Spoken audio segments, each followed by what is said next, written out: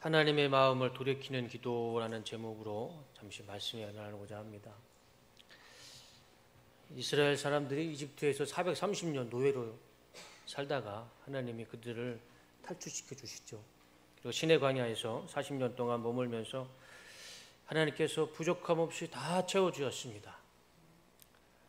구름 기둥, 불 기둥, 만나, 메추라기, 간혹 반석에서 생수를 터쳐주시면서 정말 하나부터 열까지 어미닭이 병아리를 품듯 하나님께서 다 채워주시고 다 살려주셨어요. 보호해 주셨습니다.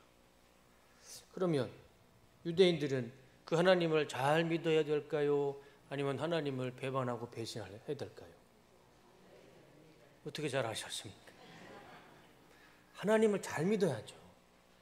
다른 민족이 하나님을 배신하고 하나님을 배반하고 하나님을 믿지 않으면 이해는 됩니다. 그런데 유대인들이 하나님을 떠나면 안 되죠. 그런데 오늘 말씀을 보니까요, 이 유대인들이 그 하나님의 은혜를 무시하는 게 아니고요, 하나님을 능멸합니다. 능멸할 정도가 아니고 아주 철저하게 무시해요, 유대인들이. 그럼 본문의 4절과 6절 말씀을 보시면, 아론이 그들에게 그것들을 받아 녹여서 그 녹인 금을 거푸집에 부어 송아지상을 만드니 그들이 외쳤다. 이스라엘아, 이 신이 너희를 이집트 땅에서 이끌어낸 너희의 신이다. 송아지 보고 이제 하나님이라고 그러는 겁니다. 저래 될까요? 저렇게 하면 안 될까요? 나는 저래도 된다 한번 써놓으면 들어보세요. 저러면 안 되죠. 아론도 저러면 안 되고 유대인들도 저러면 안 되죠. 아론은 그것을 보고서 이 신상 앞에 제단을 쌓고 내일 주님의 절기를 지킵시다 하고 선포하여, 그것뿐만 아니라요, 그 송아지 우상 앞에 절기를 지키자고 합니다. 이튿날 그들은 일찍 일어나서 번제를 올리고 화목제를 드렸다. 그런 다음에 백성은 앉아서 먹고 마시다가 일어나서 흥청거리며 뛰놀았다. 유대인들은 하나님을 믿지 않는 게 아니고요, 능멸했습니다. 하나님 앞에서. 저 송아지상을 만들었을 때 그들 머리 위에는 구름이 있었고요, 밤에는 불기둥이 있었고, 그들이 먹는 것은 하나님이 주신 만나였고, 그들이 지금 먹고 있는 것은 메추라기였습니다. 그들이 마시고 있는 것은 하나님이 반석에 터쳐주신 지하수였습니다. 다 하나님의 은혜를, 자신들의 오감을 다 통해서 살아계신 하나님을 경험하고 있으면서도 자신들의 눈에 안 보이니까 우상을, 자신들이 보이는 우상을 송아지로 만들었던 것이죠. 저런 모습들을 보면 이 사람의 죄의 본성은, 하나님의 은혜가 없는 사람은요, 절대 하나님을 경배할 수 없습니다. 우리 인간의 본성은, 죄의 본성은요, 하나님을 향해 그 방향을 틀 수가 없습니다. 우리가 이렇게 예배드리는 것, 하나님의 은혜가 있고 우리 안에 하나님의 성령이 계시기 때문에 우리가 이 자리에 나와서 하나님을 예배드리는 줄로 믿습니다. 저와 우리 성도님들은요, 하나님의 은혜가 있는 하나님의 자녀이고 하나님의 성령이 계시는 하나님의 백성임을 믿습니다. 하나님이 이것을 모르셨을까요? 다 보고 계셨겠죠. 다 보고 계시죠. 그래서 이 상황을 보시고 모세에게 이렇게 말씀하십니다. 9절 말씀이죠. 여호와께서 또 모세에게 이르시되 내가 이 백성을 보니 목이 뻣뻣한 백성이로다. 목이 뻣뻣하다는 것이요, 카시라는 단어인데 고집이 세고 잔인하고 완고하고 난폭한 의미가 있어요. 그러니까 목이 꼿꼿하다는 것이 고집 세고 잔인하고 완고하고 난폭하다는 그 하나님의 이 단어의 말씀입니다. 그러니까 하나님도요, 공식적으로 유대인들의 성격을 이렇게 정의 내리셨어요. 유대인들은 목이 뻣뻣하고 고집이 세고 잔인한 사람들이다. 이건 하나님이 공식적으로 유대인들을 평가하신 거 아니겠습니까? 좀 의문이 듭니다. 왜 하나님은 이런 유대인들을 사용하셨을까? 이렇게 고집센 유대인들을 왜 사용하셨을까? 우리 한민족 얼마나 좋습니까? 전쟁을, 남의 나라 쳐들어가지 않는 이 평안한 한민족을 사용하셨으면 더 좋았을 텐데. 하나님은 모세에게 그들의 죄에 대한 엄정한 심판을 말씀하시죠. 10절 말씀입니다. 이제 너는 나를 말리지 마라. 내가 노하였다. 내가 그들을 쳐서 완전히 없애버리겠다. 그러나 너는, 모세죠, 내가 큰 민족으로 만들어 주겠다. 이 하나님의 심판은요, 당연한 겁니다. 우상 숭배하는데 어떻게 하나님이 이들을 살려줄 수 있겠습니까? 하나님이 주시는 그 모든 것을 누리면서 하나님 앞 목전에서 송아지를 만들어서 우상 숭배하는데 하나님이 그들을 어떻게 용서하십니까? 이 하나님의 심판은요, 당연한 것이고 하나님의 공의이고 정의입니다. 그러면 모세는 이 하나님 말씀에 어떠한 태도를 보여야 될까요? 하나님 말씀이니까 모세는 순종해야죠. 하나님의 뜻이 이루어지길 원합니다. 그게 맞잖아요. 근데 모세는 하나님의 말씀에 불순종합니다. 14절 말씀이죠.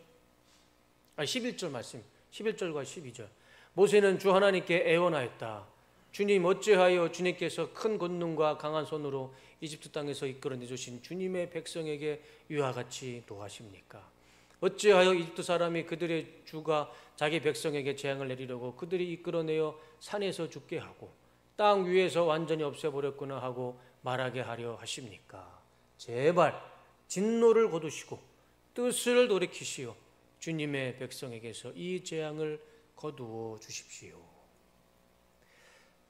하나님의 심판 앞에서 모세는 하나님의 말씀을, 하나님의 뜻을 거역하는 기도를 드립니다.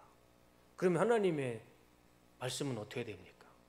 네가 감히 나의 말을 거역하느냐? 너도 심판을 받아야 될 것이다. 그게 정상이잖아요. 그런데 하나님도 그렇게 하지 않으셨습니다. 14절. 모세가 이렇게 간구하니 주님께서는 뜻을 돌이키시고 주님의 백성에게 내리겠다 하던 재앙을 거두셨다. 모세가 하나님 앞에 백성을 살려달라, 하나님의 뜻을 거두어 달라 기도했을 때 하나님은요, 하나님의 뜻을 바꾸셨어요. 그리고 이스라엘 사람들을 다 살려주셨습니다. 이 오늘 본문의 말씀인데 세 가지 말씀의 은혜를 한번 생각해 봤으면 좋겠습니다. 첫 번째는 무엇이 우상인가입니다. 우상이 뭘까요? 우상. 1절 말씀을 보면 우상의 정확한 정의를 알 수가 있습니다. 백성이 모세가 산에서 내려오미 더딤을 보고 모여 백성이 아론에게 이르러 말하되 일어나라, 우리를 위하여 우리를 인도할 신을 만들라. 이게 우상입니다. 우상이라고 했을 때 크게 거창하거나 철학적이거나 심오하거나 웅장하지 않습니다. 그냥 나를 위해서, 내 기분에 의해서 나를 만족시킬 신을 만드는 것, 그게 우상이에요. 거기에는 더 이상의 의미도 없고 그 이하도 그 이상도 아닙니다. 그냥 나를 위해서 내가 의지하고 싶어서 나무가 됐든 철이 됐든 금이 됐든 뭐가 됐든 그냥 신을 만들어 놓은 것, 그게 우상입니다. 내가 나를 위해서 만들었으니 그 우상에 힘이 있겠습니까? 능력이 있겠습니까? 권세가 있겠습니까? 아무것도 없어요. 그냥 의미 없는 형상일 뿐입니다. 우상은 자기 만족을 위해서 자기가 만든 것이죠. 이게 우상이죠.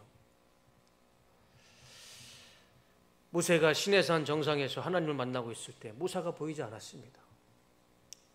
그랬더니 유대인들이 아론에게 달려가서 우리를 위해서 우리를 인도할 신, 내 눈에 보일 만한 신을 만들어 달라. 그래서 송아지를 만들었던 겁니다. 여러분, 그 송아지 우상이 어떻게 생겼을까요? 저 궁금하지 않습니까? 저는 이상하게 성경을 보면 이런 거 별로 중요하지도 않는 것에 마음이 꽂혀서 한번 찾아봤어요. 과연 이 지금으로부터 한 3,000년 전에 유대인들이 어떤 송아지 우상을 만들었을까? 한 번쯤은 궁금하지 않습니까? 지금 이집트의 그 박물관에 가면 고대 이집트인들이 만들어 놓은 송아지 우상이 있습니다. 한번 사진 한번 보여줘 보세요. 저게 고대 이집트인들이 만들어 놨던 송아지 우상입니다. 430년 동안 이집트에서 이스라엘 사람들이 살았을 때 저 우상을 보지 않았을까요? 유대인들이 광야에서 만들었던 송아지 우상 저 모양과 크게 다르지 않다고 생각을 합니다. 저거를 아침 저녁으로 430 동안 보았기 때문에. 우상은 하나님의 자리에 하나님이 보이지 않는다면 그것이 우상입니다. 나를 위해서 내가 만들어 놓은 것, 그것이 우상입니다. 하나님이 있어야 할 자리에 다른 것들이 보이고 다른 것들을 만들어 놨다면 그것이 우상이고 하나님은 그거에 대해서 반드시 심판하신다는 것이죠. 오늘 이 자리에 예배 가운데 오시는 우리 성도님들, 하나님의 자리에 혹시라도 내가 나를 위해서 하나님이 아닌 그 다른 것을 만들어 놨다면 그건 우상입니다. 이 자리에서 그것을 다 버리시고 다 무너뜨리시고 하나님의 자리에는 하나님만 모시고 하나님만 세우시는 그런 은혜가 있으시기를 주님의 이름으로 축원합니다. 그것이 뭐가 됐든, 또 형상이 됐든 물질이 됐든 사람이 됐든 내가 그것을 의지하고 있다면 그건 내가 만들어 놓은 우상입니다. 그거 다 버리시는 은혜가 있으시기를. 하나님의 자리에는 하나님만 계셔야 됩니다. 두 번째는 하나님의 약속을 붙잡고 기도해야 합니다. 유대인들은 우상 숭배 때문에 하나님의 심판을 받아야 됩니다. 이거는요 이미 결정된 사항입니다. 이건 하나님의 도장을 찍으신 거예요. 그리고 하나님은 반복하지 않으십니다. 특별히 우상 숭배를 보시면, 성경을 보시면 이 우상 숭배는요 하나님이 자비가 없으세요. 이것은 바꿀 수가 없습니다. 분명한 죄가 있고 그 죄에 대한 심판을 하나님이 말씀하셨습니다. 바꿀 수 없어요. 그렇지만 이 뻔한 결과가 있음에도 불구하고 모세는 그럼에도 불구하고 하나님 앞에 기도합니다. 포기하지 않습니다. 그 기도가 오늘 본문에 읽었던 말씀이죠. 이 모세의 기도가 너무 훌륭하고, 그리고 또 우리가 기도를 할 때 어떻게 해야 되는지 그 기도의 정석을 보여주고 있습니다. 13절 말씀이죠. 주님의 종 아브라함과 이삭과 이스라엘을 기억하여 주십시오. 주님께서 그들에게 맹세하시며 이르시기를 내가 너희의 자손을 하늘의 별처럼 많게 하고 내가 약속한 이 모든 땅을 너희 자손에게 주어서 영원한 유산으로 삼게 하겠다고 하셨습니다. 이게 무슨 말인가요? 하나님께서 아브라함과 이삭과 야곱에게 하나님께서 맹세하셨어요. 약속해 주셨어요. 내가 너희들을 통해서, 이스라엘 백성들을 통해서 하늘의 별처럼 바다의 모래처럼 많은 민족을 이루게 하겠다. 모세가요 하나님의 말씀을 가지고 기도하는 겁니다. 인간의 이성과 감정에 호소하는 게 아니고요, 자신의 기분에 따라 기도하는 게 아니고 하나님이 하신 말씀 가지고 기도한 겁니다. 하나님이 이렇게 말씀해 주지 않으셨습니까? 하나님이 우리에게 이런 맹세를 하지 않으셨습니까? 하나님이 왜 하나님의 뜻을 바꾸셨을까요? 그 이유가 뭘까요? 모세가 너무 간절히 기도해서요? 너무 불쌍하게 기도해서요? 하나님이 그것 가지고 하나님의 마음이 움직이시는 분이신가요? 모세는요 하나님의 말씀을 붙잡고 기도했습니다. 그랬더니 하나님이 뜻을 바꿔주셨어요. 하나님의 뜻을 바꾸셔서 우상 숭배로 이미 죽어야 할 유대인들이 다 살아나는, 구원받는 은혜와 기적이 일어났던 것입니다. 우리가 모세를 통해서 이 기도를 본받았으면 좋겠습니다. 민수기 23장 19절에 다 같이 한번 읽어볼까요? 자, 시작.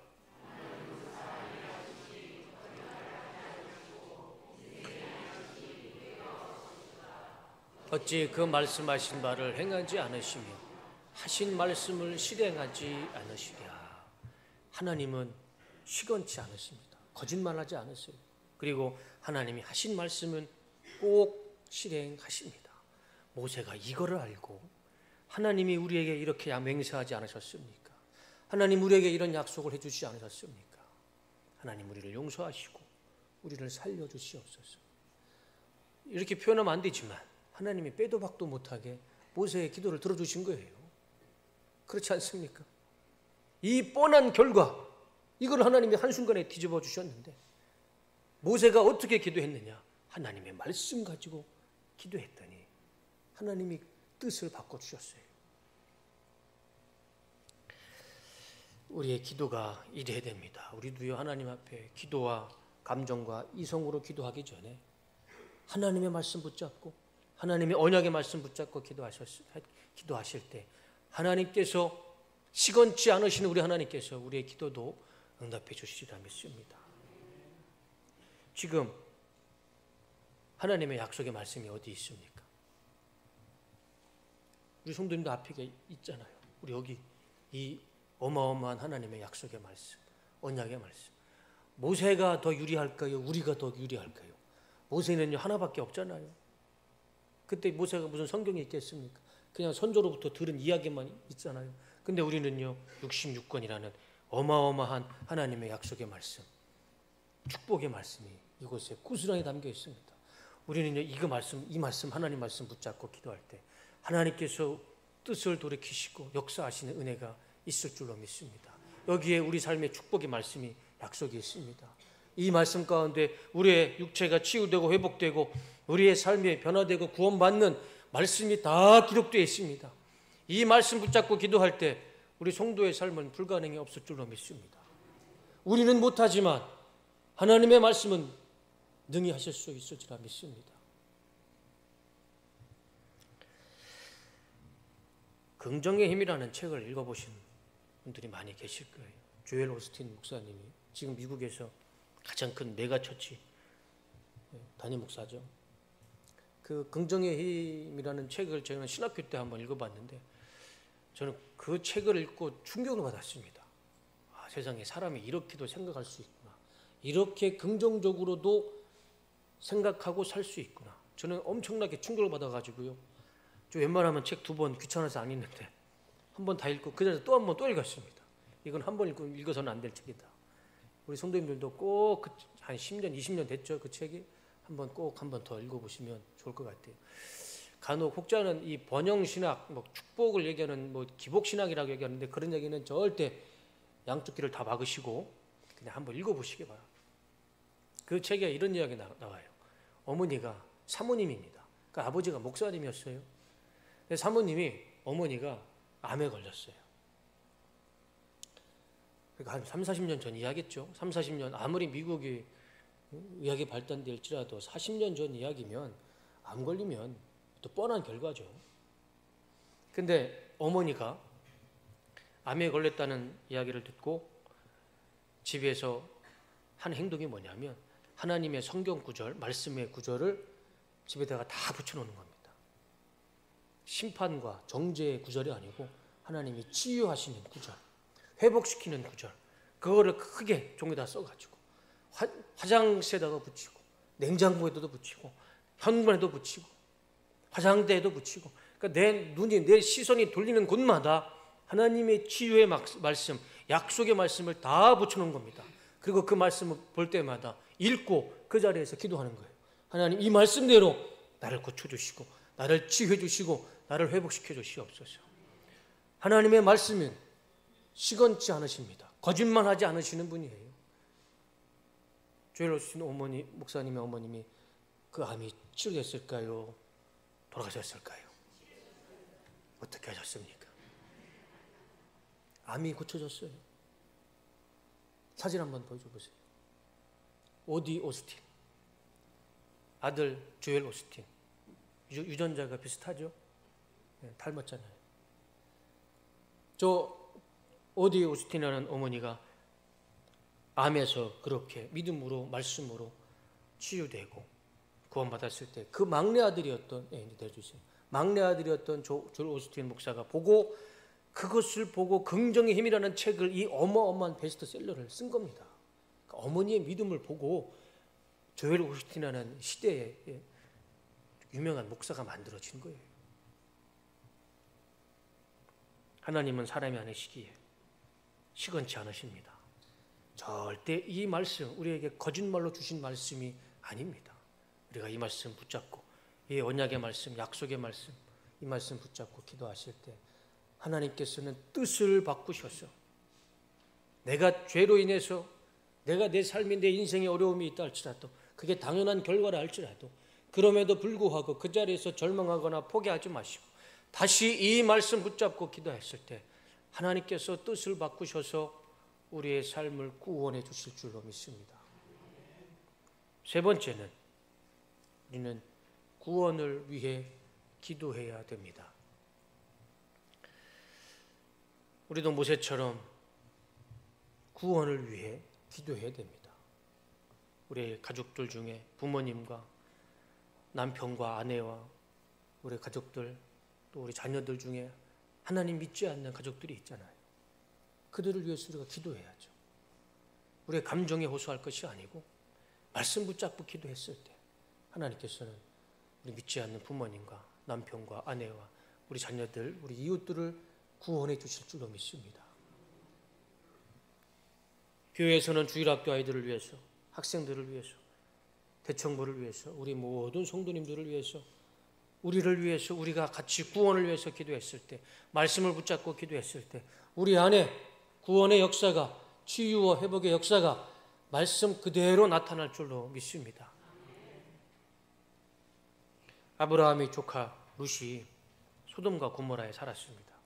근데 이 소돔과 고모라에 살았던 사람들이 너무 죄를 지었어요. 음란하게 살았습니다. 그래서 하나님이 심판을 하시죠.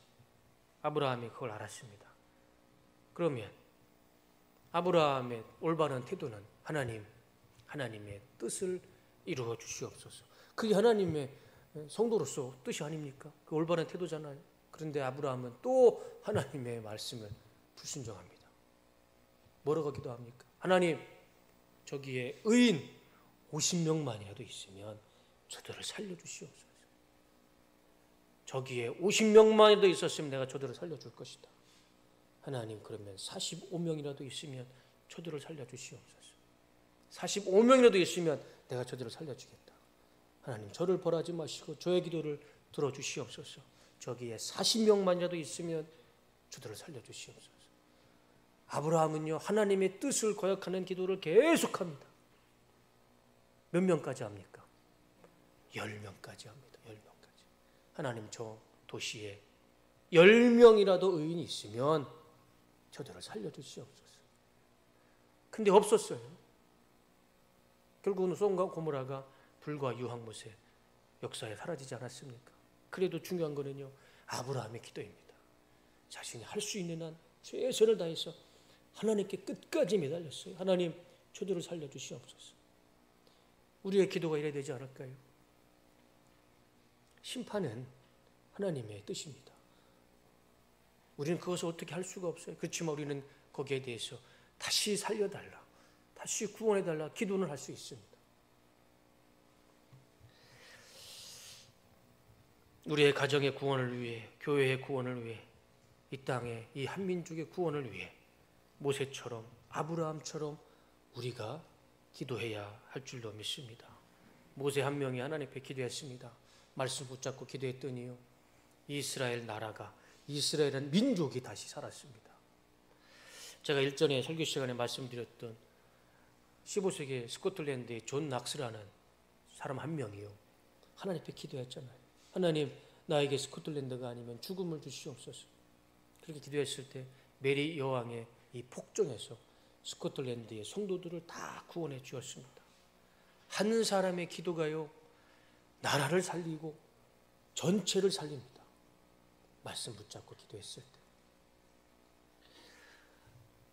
우리 가정의 나를 예수님 믿게 하신 것은 우리 가정을 전체를 구원하게 하시려는 하나님의 뜻이 분명히 있을 것입니다.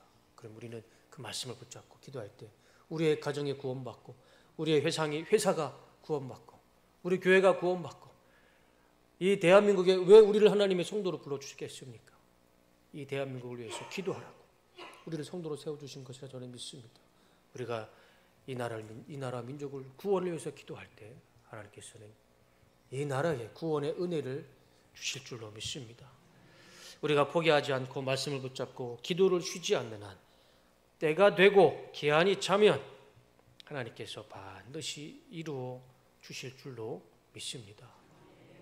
설교를 마치겠습니다. 하나님의 자리에는 하나님만 있어야 됩니다. 하나님만 보여야 됩니다. 나를 위해서요, 그 어떤 것도 만들지 마시고, 나의 만족을 위해서 그 어떤 것도 의지하지 마시기 바랍니다. 물질도 우상입니다. 사람도 우상입니다. 그냥 하나님만 보이지는 않지라도 하나님만 믿고 의지하며 살아갈 때 하나님께서 반드시 우리의 삶을 축복된 길로 인도해 주실 것입니다. 그리고 그 하나님만 믿으며 살아갈 때 오늘 모세의 기도처럼 나의 감정과 이성에 호소하지 마시고 말씀 붙잡고 이 말씀 가지고 기도하실 때 하나님께서 뜻을 바꾸셔서 심판할 것도 하나님께서 용서해 주실 것이고 절망도 실패도 좌절도 하나님께서 바꾸셔서 우리에게 은혜로 변화시켜 주실 줄로 믿습니다. 말씀을 붙잡고 기도하는 한 사람만 있어도 우리의 가정에 살 것이고 우리 교회가 살 것이고 우리 회사가 살 것이고 이 나라, 이 민족이 살아나는 기적이 나타날 것이라 믿습니다. 여러분, 살리는 거는요 우리가 아닙니다. 우리가 무슨 수로 살리겠습니까? 살리는 것은 하나님이시죠. 우리는 그 하나님 믿고 기도만 하는 것이죠. 한 주간 이 말씀 붙잡고 기도하실 때 우리 성도님들 삶 가운데 하나님이 살리는 은혜가, 살리시는 은혜가 있으시기를 주님의 이름으로 축원하고 축복합니다. 기도하겠습니다. 하나님,